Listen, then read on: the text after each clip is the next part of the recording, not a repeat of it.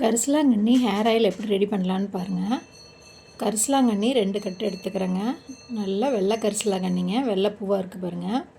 இதை நம்ம சின்ன தண்டாக இருக்குது பார்த்திங்களா, அந்த சின்ன தண்டெல்லாம் உடச்சி சேர்த்துக்கலாங்க. பெரிய தண்டை மட்டும் எடுத்துடலாம், ரிமூவ் பண்ணிடலாம்.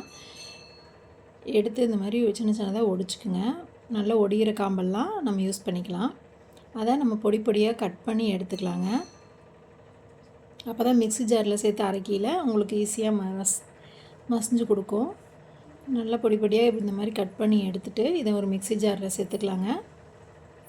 இது 2 கைப்பிடி அளவு வருங்க.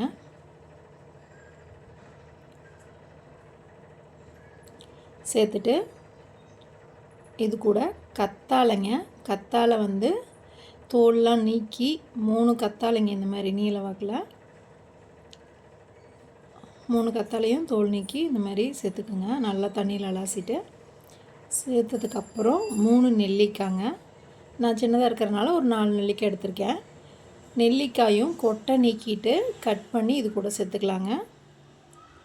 சேர்த்து நல்லா நைஸாக அரைச்சிக்கலாங்க. இது கூட கருவேப்பிலை இருந்தால் சேர்த்துக்கலாம். கருவேப்பிலை பார்த்திங்கன்னா நான் காய வச்சுருக்கேன். அந்த கருவேப்பிலை இது கூட சேர்த்துக்கிட்டேன். சேர்த்து நல்லா அரைச்சி எடுத்தாச்சு.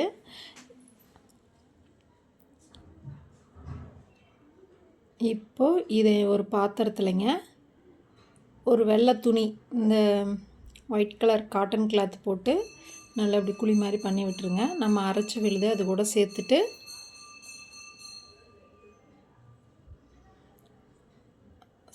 அந்த துணியை வந்து ஒன்றா இந்த மாதிரி சேர்த்துக்குங்க.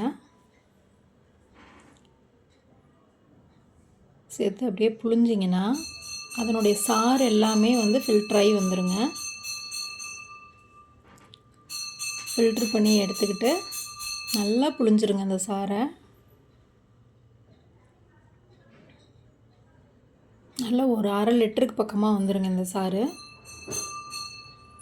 இப்போது ஒரு பாத்திரத்தில் அந்த அரைச்ச விழுது இருக்குல்லங்க, அந்த சாறை இது கூட சேர்த்துக்கலாம். சேர்த்து நல்லா கலந்து விடுங்க. வெந்தயம் சேர்த்துக்கிறேங்க. இந்த அளவுக்கு வெந்தயம் சேர்த்துட்டு கருஞ்சீரகமும் அதே அளவு சேர்த்து நல்லா கொதிக்க விடுங்க. அந்த கீரையோட சாத்தில் அந்த சாறு சொல்லுவோம் இல்லைங்க, அதில் கொதிக்க விட்டதுக்கப்புறம் நல்லா கொதி வந்ததுக்கப்புறம் தேங்காய் எண்ணெய் 1/2 லிட்டர் இது கூட சேர்த்துக்கிறேங்க. நல்லா கலந்து விடுங்க. நல்லா மிக்ஸ் ஆகி வரையில் பார்த்திங்கன்னா இந்த பச்சை கலரில் வருங்க. இதையும் வேற ஒரு ட்ரையான துணியில் போட்டு புழிஞ்சு எடுத்துக்கோங்க. பாருங்கள் எப்படி வந்துருச்சுன்னு, நல்லா கருகருன்னு இருக்குது பாருங்கள் ஆயிலு. இந்த ஆயிலை நீங்கள் அப்ளை பண்ணி வரையில் முடி நல்லா கருமையாக நீளமாக அடர்த்தியாக வளருங்க.